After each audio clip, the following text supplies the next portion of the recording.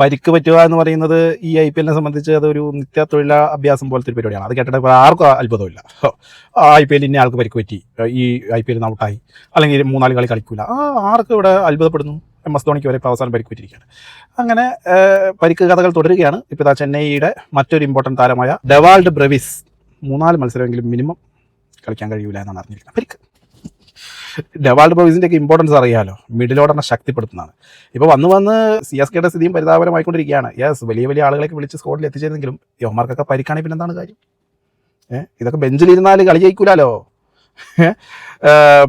MSD, Dewald Brevis, Prashant Veer, Spencer Johnson ഒന്നും ആദ്യ മത്സരത്തിലേക്ക് ഫിറ്റ് അല്ല എന്നാണ് അറിയാൻ കഴിഞ്ഞത്.